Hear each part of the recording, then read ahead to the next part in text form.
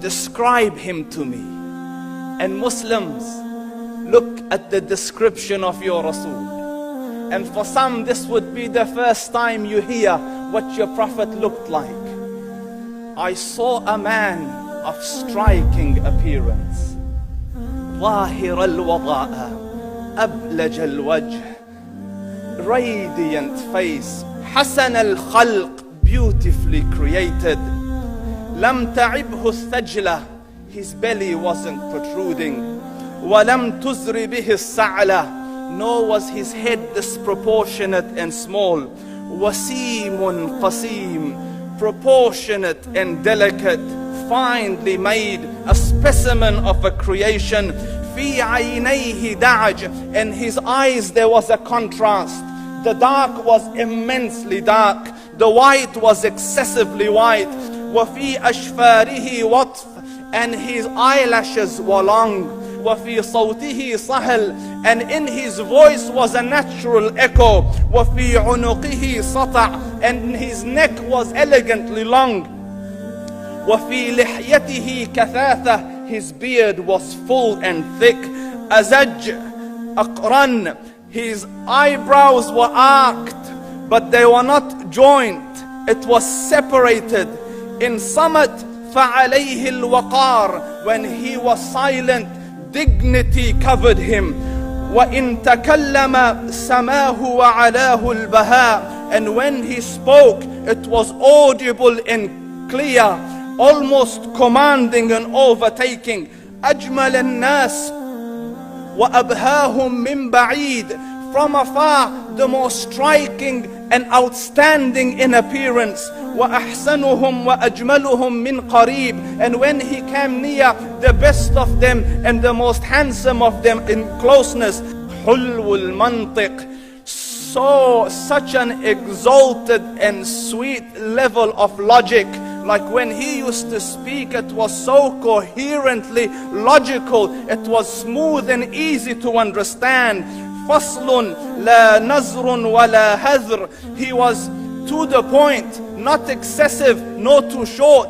كأن منطقه خرزات نظم يتحدرن, his logic, his utterances, his words were like jewels coming out of a necklace, calculated, polished, one after the other, it would flow magically. ربعة, he was medium in height. Your eye didn't have to strain to look up at him, nor was it tedious to look down at him. He was a comfortable sight to look at.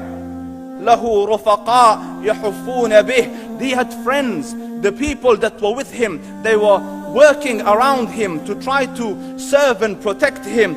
إن قال سمعوا لقوله, when he used to say something, they used to hearken to what he used to say. وإن أمر تبادروا إلى أمره, when he commanded, they used to compete to fulfill the command. This is Muhammad Rasulullah. This is Muhammad Rasulullah. Anas ibn Malik says, he says, I came out one night, it was the full moon night.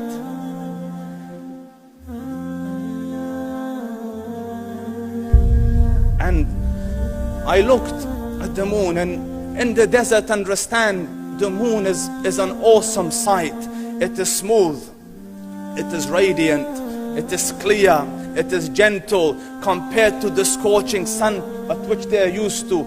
So the moon was the epitome of beauty. So he says, I came out at a full moon night and I looked at the moon and I saw it beautiful, handsome. So I said, let me go see if the moon is more handsome or my Prophet is more handsome. Let me see if that is more beautiful or the Prophet is more beautiful. So I went and I saw him standing afar. So I looked at his face and I looked at the moon, and I looked at his face, and I looked at the moon, and I looked at his face, and I looked at the moon, and he said, Wallahi, he was more handsome than the moon in its entirety. That is just the look of your Rasul. Aisha radiyallahu anha says, I was sewing with the needle, my needle dropped in the dark, I couldn't find it. I said, Ya Rasul, I can't find it. He moved his face close, and I swear, out of the radiance of his face, I found my needle. And the Prophet sallallahu alaihi wasallam was mind-bogglingly handsome, but his handsomeness was covered with waqar and jalal and haiba. The Sahaba say, when we used to sit at his feet, two feelings conflicting would come on the heart. The first one, you wanted to look at him.